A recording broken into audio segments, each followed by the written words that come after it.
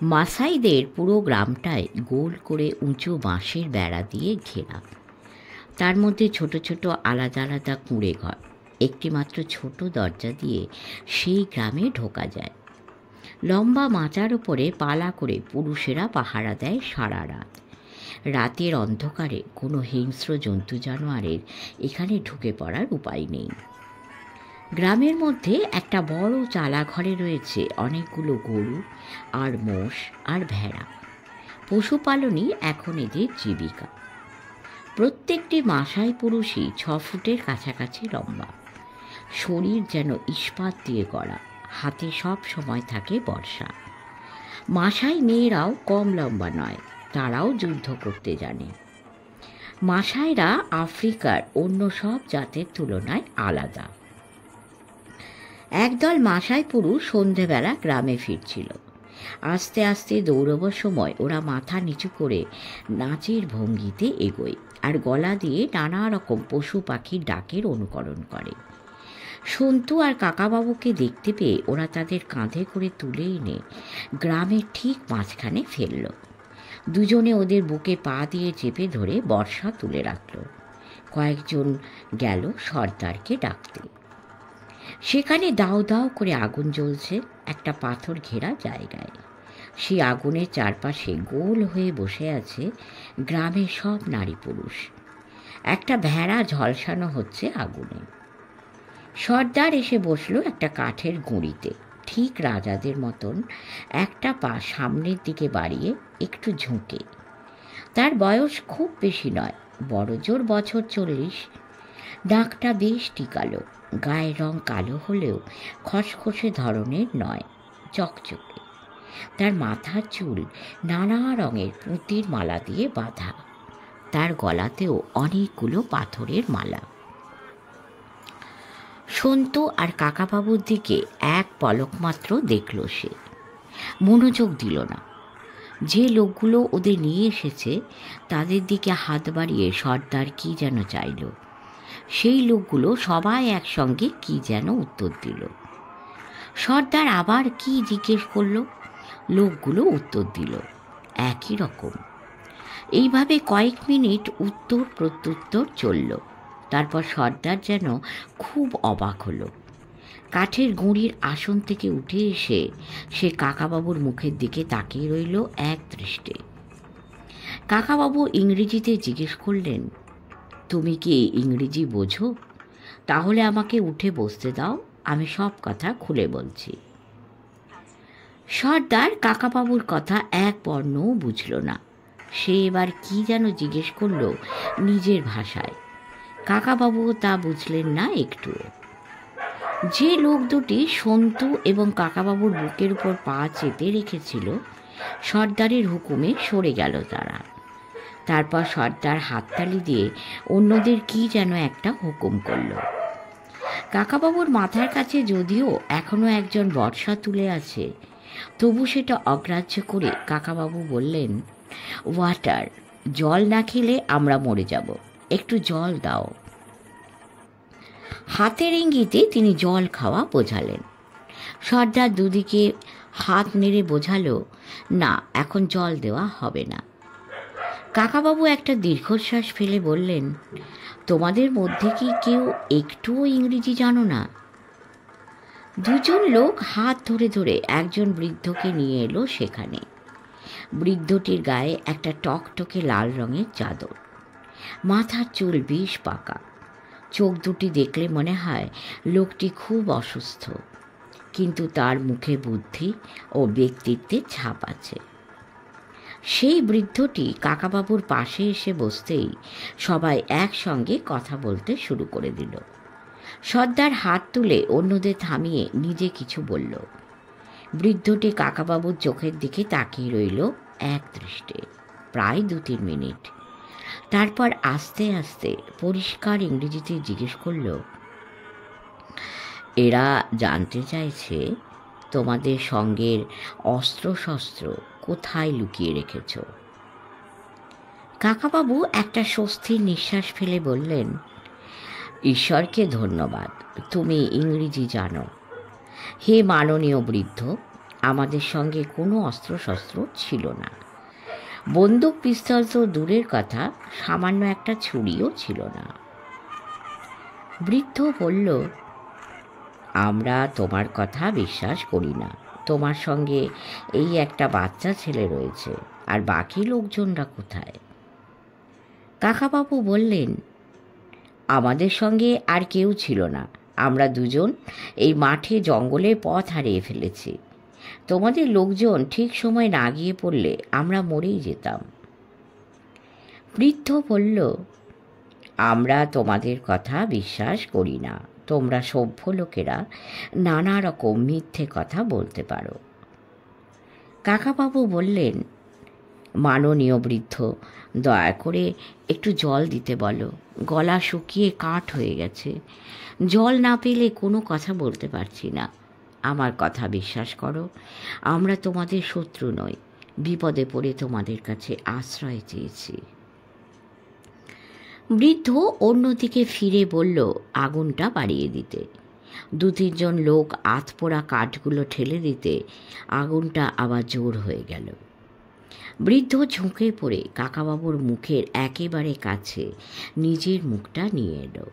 চোখের একটাও পলক না ফেলে তাকিয়ে রইল বেশ কিছুক্ষণ। চাদরের তলা থেকে একটা হাত বার করে জ্বর দেখার মতো কাকাবাবুর কপালে হাত রাখল।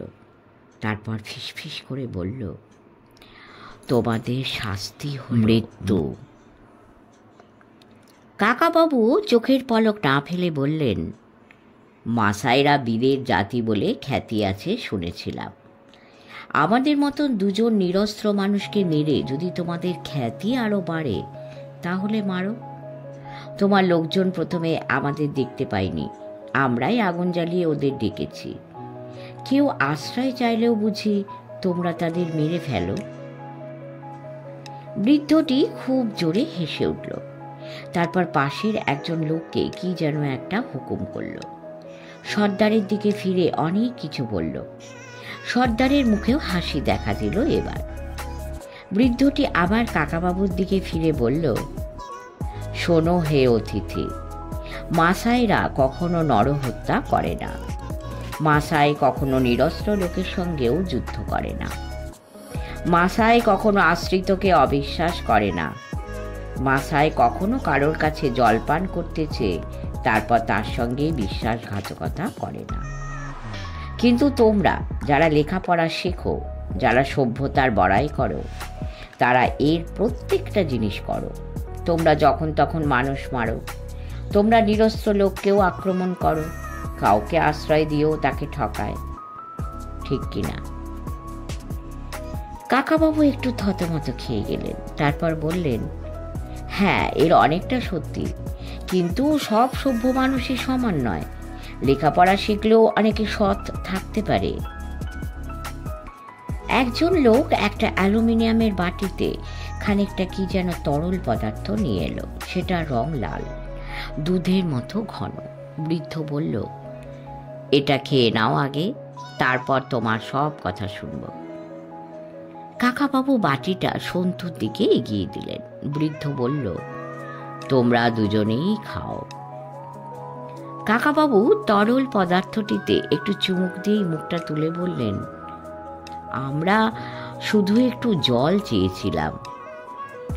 বৃদ্ধটি হুকুমের সুরে বলল, আগে ওটা খেয়ে নাও এক চুমুকে, তাতে শরীরে জোর পাবে। কাকাবাবু সন্তুকে ফিসফিস করে বললেন, এরা দুধের মধ্যে কোনো না কোনো পশুর রক্ত মিশিয়ে খায়। তোর একটু খেতে খারাপ লাগলেও এক চুমুকে যতটা পারিস খেয়ে নে, নইলে এরা অপমানিত বোধ করবে। সন্তু বিশেষ আপত্তি করল না। তেষ্টায় তার গলা ফেটে যাচ্ছে। চুঁচো করে সে অনেকখানি রক্ত মেশানো দুধ খেয়ে ফেলল। কাকাবাবু বাকিটা শেষ করে দিয়ে বললেন, এবারে কি আমরা খানিকটা জল পেতে পারি? পাবে, তার আগে তোমার কাহিনীটা শুনি। তোমরা কি, কোথা থেকে এসেছো? তোমাদের মতন 2 সভ্য মানুষকে এরকম নিরস্ত্র অবস্থায় এইদিকে কোনোদিন ঘুরে বেড়াতে দেখা যায়নি, তাই আমাদের লোকজন খুব অবাক হয়েছে। কাকাবাবু সংক্ষেপে তাদের ঘটনাটা বললেন। বৃদ্ধটি আবার পেছন ফিরে ওদের ভাষায় সবাইকে সেই কাহিনী শোনাল। সবাই দারুণ কৌতূহল নিয়ে শুনল। তারপর সর্দার উঠে দাঁড়িয়ে কি একটা হুকুম করতেই দুজন লোক এসে কাকাবাবুর দুহাত চেপে ধরে দাঁড় করালো। সর্দার এগিয়ে এসে কাকাবাবুর খোঁড়া পাটা তুলে হাত বুলিয়ে দেখল। তারপর সর্দার প্রথমে অন্যদের দিকে মুখ ফিরে একটা হাত মুষ্টিবদ্ধ করে তুলে কি একটা দুর্বোধ্য চিৎকার করল। প্রায় সঙ্গে সঙ্গেই সে আবার ফিরে নিজের কপালটা ঠুকে দিল কাকাবাবুর কপালে। এরপর যেন একটা হুড়োহুড়ি পড়ে গেল। দুজন নিয়ে এলো দুবাটি জল, দুটি মেয়ে দিল দুবাটি ছাতুর মতন খাবার। একজন ঝলসানো ভেড়ার মাংস থেকে অনেকটা কেটে এনে রাখলো কাকাবাবুর পায়ের কাছে। একজন কাকাবাবুর গলায় পরিয়ে দিল একটা পাথরের মালা। বৃদ্ধটি হেসে বলল, হ্যাঁ, তুমি খোঁড়া পায়ে এত বিপদের মধ্যেও এতখানি পথ পার হয়ে এসেছো শুনে এরা তোমাকে বীর হিসাবে স্বীকার করছে। মাসায়রা বীরের সম্মান দিতে জানে। কাকাবাবু অভিভূত হয়ে গিয়ে হাত জোর করে বললেন, আমাকে এরকম সম্মান আগে কখনো কেউ জানায়নি। আজ আমি ধন্য হয়ে গেছি। আপনাদের সবাইকে নমস্কার জানাচ্ছি। সর্দার বৃদ্ধকে আবার কিছু একটা কথা মনে করিয়ে দিতেই বৃদ্ধটি কাকাবাবুকে বলল, তোমরা আগে একটু খাবার খেয়ে নাও, তারপর তোমাদের কয়েকটা জিনিস দেখাবো। কাকাবাবু সন্তুকে বললেন, একটু একটু খেয়ে নে, আজ সারাদিন যার ধকল গেছে, হঠাৎ বেশি খাবার খেলে বমি হয়ে যাবে। সন্তু বলল, আমার আর খেতে ইচ্ছে করছে না, ওই দুধটা খেয়েই না খিদে চলে গেছে। তবু একটু করে সবই মুখে দে। কাকাবাবু, আমরা এখান থেকে ফিরবো কি করে? এই জায়গাটা কোথায়? আমাদের হোটেল থেকে কত দূর? দাঁড়া, সব জানা যাবে, আস্তে আস্তে সব ব্যবস্থা হবে। বৃদ্ধ লোকটি খুবই বুদ্ধিমান। সন্তুর কথা সে এক বিন্দুও বুঝতে না পারলেও বোধহয় আন্দাজ করে নিল সন্তু কি বলতে চায়। খানিকটা মজা করবার জন্যই যেন সে এবার সন্তুকে বলল, তোমরা যখন আমাদের মধ্যে এসেই পড়েছ, এখন এখানেই থেকে যেতে হবে সারা জীবন। থাকতে পারবে না? আমাদের খাবার তোমার পছন্দ হয়নি? হ্যাঁ, এখানে থাকতে আমার ভালোই লাগবে, কিন্তু তার আগে হোটেলের ম্যানেজার ফিলিপকে শাস্তি দিতে চাই, সেই জন্য একবার অন্তত ফিরে যেতে হবে।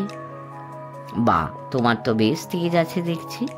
তা তুমি ওই ম্যানেজারকে কি শাস্তি দেবে ঠিক করে রেখেছ?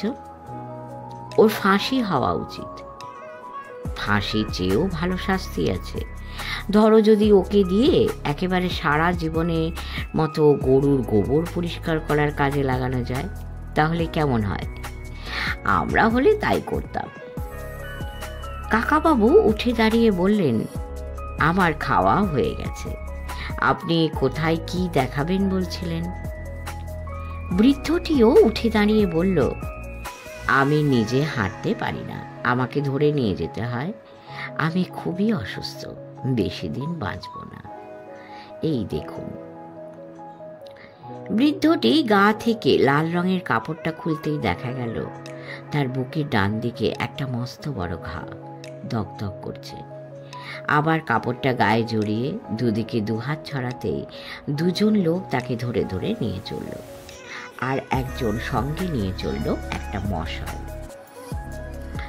প্রথমে ঢোকা হলো একটা কুঁড়ে ঘরে। মশালের আলোয় দেখা গেল সেখানে বেশ কয়েকটা বড় বড় হাতির দাঁত ও অনেক রকম জন্তুর চামড়া পড়ে আছে, আর একপাশে রয়েছে 3টে রাইফেল, 2টো রিভলভার ও 2টো লাইট মেশিন গান, কয়েকটা বেল্ট ভর্তি তোটা। বৃদ্ধ বলল, এইসব জন্তুগুলোকে আমরা মারিনি, মেরেছে শহরের লোকেরা। আমরা আজকাল পশু পালন করি, পশু হত্যা করি না। তবু আমাদের নামে দোষ পড়ে। সরকারের লোক আমাদের ছেলেদের ধরে নিয়ে যায়। যেসব অস্ত্র দিয়ে ওদের মারা হয়েছে সেগুলো দেখো। কাকাবাবু অবাকভাবে জিজ্ঞেস করলেন, আপনারা ওই অস্ত্রগুলো পেলেন কোথা থেকে? সভ্য লোকেদের কাছ থেকেই পেয়েছি। আমরা ব্যবহার করি না, তা বলে ভেবো না যে আমরা ব্যবহার করতে জানি না। আমি নিজে মাও মাও আন্দোলনের সময় ব্রিটিশদের সঙ্গে লড়াই করেছি। বৃদ্ধ একটা LMG তুলে নিয়ে বাগিয়ে ধরল, ট্রিগার টিপল। গুলি ভরা নেই, তাই শুধু খটখট শব্দ হলো কয়েকবার। বৃদ্ধ সেটি অবহেলার সঙ্গে ছুঁড়ে ফেলে দিল আবার। এরপর আসা হলো বড় চালাঘরটিতে। সেটি আসলে একটি বৃহৎ গোয়াল ঘর। সেখানে রয়েছে গোটা 50 গরু, 100 ভেড়া ও গোটা 4 জেব্রা। বৃদ্ধ বলল, এইসব পশু আমাদের নিজস্ব, এগুলোর ওপর নির্ভর করেই আমরা বেঁচে আছি। এক জায়গার ঘাস ফুরিয়ে গেলে আমরা সেখান থেকে গ্রাম তুলে নিয়ে আবার যেখানে ঘাস আছে সেখানে চলে যাই। গরুগুলোর স্বাস্থ্য চমৎকার, আমাদের হরিয়ানার গরুকেও হার মানায়। এই সব গরুরই দুধ আর রক্ত একসঙ্গে আমরা খাই, তাতে গায়ে জোর হয়। এসো হে বিদেশি, তোমাদের আর দুটি বিচিত্র পশু দেখায়। গোয়াল ঘরের খানিকটা ভেতরে ঢুকে এক জায়গায় মশালের আলো ফেলতেই কাকাবাবু আর সন্তু দারুণ চমকে উঠল। দুজনে প্রায় একসঙ্গে বলে উঠল, এই কি! দুটো খুঁটির সঙ্গে হাত পা পিছমোড়া করে বাঁধা দুজন মানুষ, তাদের পরনে শুধু নেংটি, খালি গা, সম্পূর্ণ কাদামাটি মাখা, চুল জট পাকানো, তবু বোঝা যায় ওরা দুজন শ্বেতাঙ্গ সাহেব। সন্তু অস্ফুট স্বরে বলল, সেই দুজন জার্মান ট্যুরিস্ট। কাকাবাবু বললেন, ট্যুরিস্ট নয়, মার্সিনারি, ভাড়াটে সৈনিক, টাকার বিনিময়ে মানুষ মারত। বৃদ্ধ বললেন, এদের দুজনকে তোমাদের ওই লিটল ভাইসরয় হোটেল থেকে ভাড়া করা হয়েছিল গোপনে এখানে জন্তু জানোয়ার মারার জন্য। LMG দিয়ে হাতি, গন্ডার, হরিণ, লেপার্ড কিছুই মারতে বাকি রাখত না, দাঁত, শিং, চামড়ার জন্য। দোষ হতো আমাদের, সেজন্যই ওদের এখানে ধরে রেখেছি। পুলিশ ওদের খোঁজ পায়নি? পুলিশ তো ওদের অনেক খোঁজাখুঁজি করেছে শুনেছি। না, কোনো পুলিশ বা সরকারি লোক গত 6 মাসের মধ্যে আমাদের এখানে আসেনি। আমরা ওদের দিয়ে এই গোয়ালঘর পরিষ্কার করাই রোজ। এর মধ্যে 3 বার ওরা পালাবার চেষ্টা করেছিল, 3 বারই ধরা পড়েছে। আমাদের জোয়ান ছেলেদের চোখ এড়ানো খুব শক্ত। একটু থেমে একটু হেসে বৃদ্ধ আবার বলল, সাহেব জাতি আমাদের এখান থেকে লক্ষ লক্ষ লোক ধরে ধরে নিয়ে গিয়ে কৃতদাস বানিয়েছে, তাই না? এখন আমরা যদি 2-4টে সাহেবকে কৃতদাস করে রাখি, সেটা কি অন্যায় বলো? না, মোটেই না। মাসের পর মাস এই জার্মান দুটি বোধহয় সন্ধ্যের আলো দেখেনি। মশালের আলো দেখে গরুগুলো যেমন ছটফট করতে লাগলো, সেই রকম ওই মানুষ দুজনও চোখ পিটপিট করতে লাগলো। একজন কাকাবাবুর দিকে কোনো রকমে তাকিয়ে ধরা গলায় বলল, help please, you help us. Kakababu কঠোরভাবে বললেন, দুঃখিত, আমি তোমাদের কোনো সাহায্য করতে পারবো না। তোমরা এই সহৃদয় বৃদ্ধটির কাছে ক্ষমা চাইতে পারো, দয়া চাইতে পারো। মাথায় বৃদ্ধটি বলল, তাহলে শোনো, এই দুজন শ্বেতাঙ্গ যখন এখানে বহু পশু হত্যা করছিল, তখন আমি ওদের বুঝিয়ে সুঝিয়ে থামাতে গিয়েছিলাম। আমার সঙ্গে ছিল আমার বড় ছেলে, সে তখন এই মাসাই দলটির সর্দার। আমরা দুজন এদের সঙ্গে কথা বলতে যেতেই এরা আমাদের ওপর গুলি চালালো। মানুষ বলে আমাদের গ্রাহ্যই করল না। ওদের চোখে আফ্রিকার কালো মানুষ আর পশু সমান।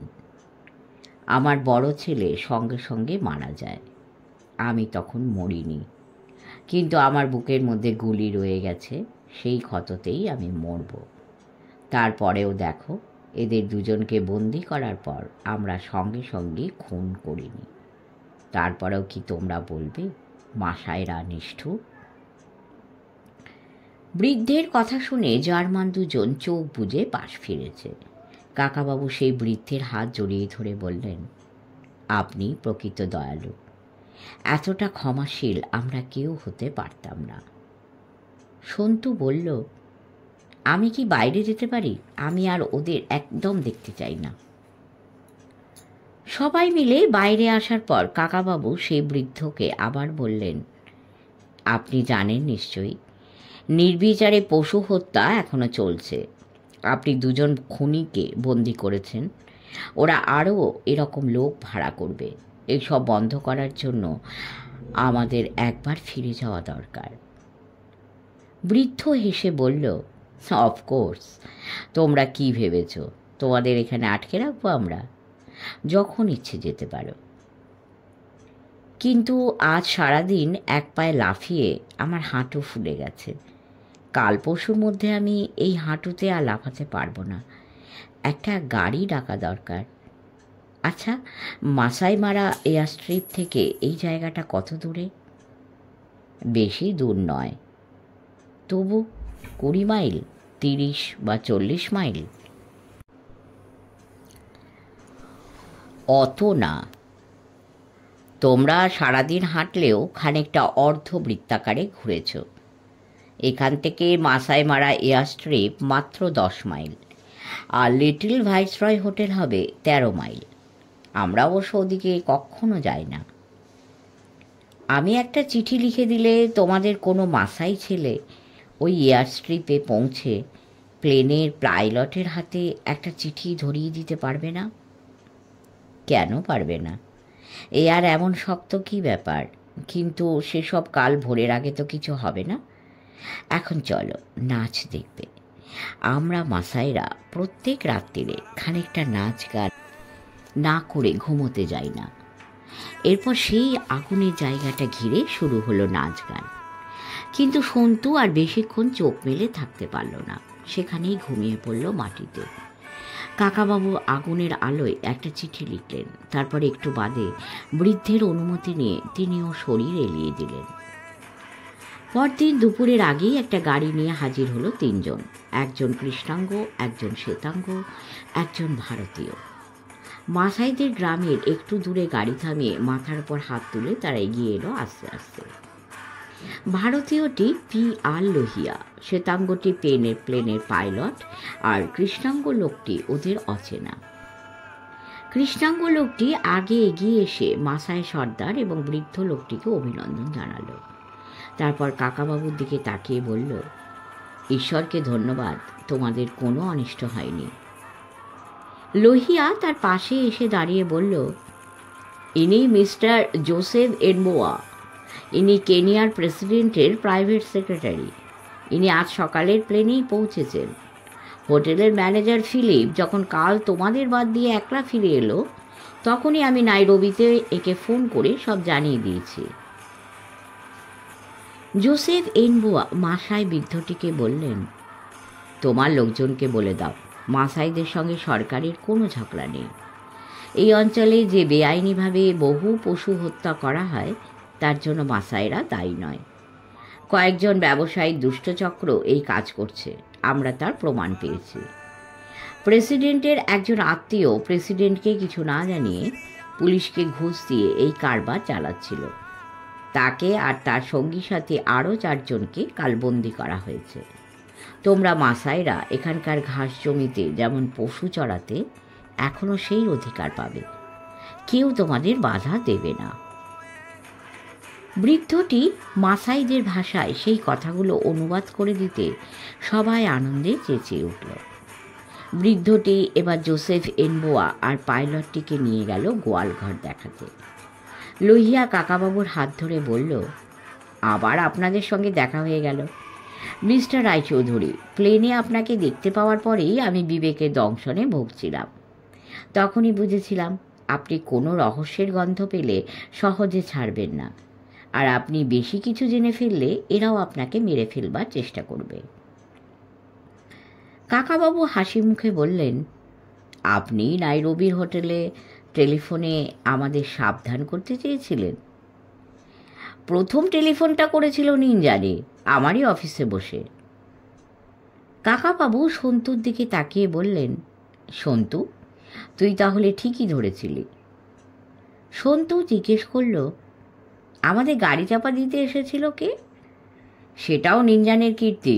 ভাড়াটে গুন্ডা পাঠিয়েছিল আপনাদের ভয় দেখাতে। লোকটা যেমন নিষ্ঠুর তেমনই গোয়ার। অশোক দেশাইয়ের বুদ্ধি আছে, কিন্তু লোকটার প্রচণ্ড টাকার লোভ। হ্যারি ওটাঙ্গোকে ওরাই খুন করিয়েছে, তাই না? সেটা আমি মাত্র কয়েকদিন আগে জানতে পেরেছি। আপনি নাইরোবি শহরে আরও 2-4 দিন থাকলে আমি আস্তে আস্তে আপনাকে সব কিছু জানাতাম, কিন্তু আপনি সেই সুযোগই দিলেন না। আমি চিঠি লিখে আপনাকে বারণ করলাম, তবু আপনি মাসাই মারাই চলে এলেন। হোটেল ম্যানেজার ফিলিপ কাল ফিরে গিয়ে আপনাদের কি বলল আমাদের সম্পর্কে? সে এক উদ্ভট গল্প। আপনারা নাকি কোথায় হিরে খুঁজে পেয়েছিলেন, তারপর রিভলভার দেখিয়ে ওকে বাধ্য করেছেন গাড়িটা তানজানিয়ার দিকে নিয়ে যেতে। সেখান থেকে সীমান্ত পেরিয়ে আপনারা পালিয়ে গেছেন। এই গল্প আমি এক বিন্দু বিশ্বাস করিনি। আমি তো আপনাকে চিনি। সে আপনাকে ভয় দেখাবার চেষ্টা করেনি। সে বলেছিল এই এলাকায় সে কাউকে পরোয়া করে না। সে আমাকে শাসিয়েছিল। সে তখনও জানতো না আমি তার মালিকদের উকিল। আমি প্রথমে এসে পরিচয় দিইনি। তারপর যখন আমার আসল পরিচয় জানলো তখন চুপসে গেল। এদেশের লোক উকিলদের খুব ভয় পায়, কিন্তু দুঃখের বিষয় কি জানেন? ওই ফিলিপকে ধরা গেল না। আজ ভোরবেলা সে পালিয়েছে। সন্তু চমকে উঠে বলল, লোকটা পালিয়েছে? কি করে পালালো? ও তো এদিককার সব জায়গা চেনে। কোথায় লুকিয়ে বসে আছে কে জানে। আমরা হোটেলটা সিল করে দিয়েছি। আপাতত 1 মাস বন্ধ থাকবে। গার্ডদের বলে দেওয়া হয়েছে ফিলিপকে দেখলেই যেন বন্দি করে। গোয়ালঘর থেকে সবাই বেরিয়ে এসেছে বাইরে। জার্মান বন্দি 2জনকেও হাত বেঁধে নিয়ে আসা হয়েছে। মাসাইরা রাজি হয়েছে জোসেফ এনবোয়ার হাতে ওদের তুলে দিতে। নাইরোবিতে ওদের বিচার হবে। সন্তু সেই বৃদ্ধের কাছে গিয়ে বলল, জানেন, ম্যানেজার ফিলিপ পালিয়ে গেছে। ওকে শাস্তি দেওয়া গেল না। বৃদ্ধ শান্তভাবে বলল, শাস্তিও পাবেই। ও যদি মাসাই মারায় যে কোনো জায়গায় লুকিয়ে থাকে, মাসাইরা ওকে ঠিক খুঁজে বার করবে। একা পালিয়ে ও বেশি দিন বাঁচতে পারবে না। ওকে খিদে শাস্তি দেবে, ওকে রোদ্দুর শাস্তি দেবে, বৃষ্টি শাস্তি দেবে, আকাশ শাস্তি দেবে। যে পশুদের ও মেরে মেরে শেষ করতে চেয়েছিল, সেই পশুরাও ওকে শাস্তি দেবে। সন্তু বলল, আপনি আমাদের সঙ্গে শহরে চলুন না। হাসপাতালে চিকিৎসা করলে আপনি সেরে উঠবেন। বৃদ্ধ সন্তুর কাঁধে হাত রেখে হাসল। তারপর আস্তে আস্তে বলল, মাসাইরা জানে কখন তাদের মৃত্যু আসবে। মাসাইরা মৃত্যুকে ভয় পায় না। আমার বুকের মধ্যে যে গুলিটা ঢুকে বসে আছে, সেটা আসলে সভ্যতার বিষ। আমি জানি আমি আর বাঁচব না। তোমরা যাও, তোমরা শান্তিতে শেখো। সন্তুর হঠাৎ কান্না পেয়ে গেল। কান্না লুকোবার জন্য সে মুখটা ফিরিয়ে নিল অন্যদিকে। শেষ হলো একটা সুন্দর গল্প, কাকাবাবু সন্তুর অ্যাডভেঞ্চার কাহিনী। আশা করি আপনাদের ভালো লেগেছে। যদি ভালো লাগে অবশ্যই মন্তব্য করবেন, পাশে থাকবেন, লাইক দেবেন এবং অবশ্যই সাবস্ক্রাইব করবেন। পরম করুণাময় আপনাদের অনেক মঙ্গল করুন। নমস্কার।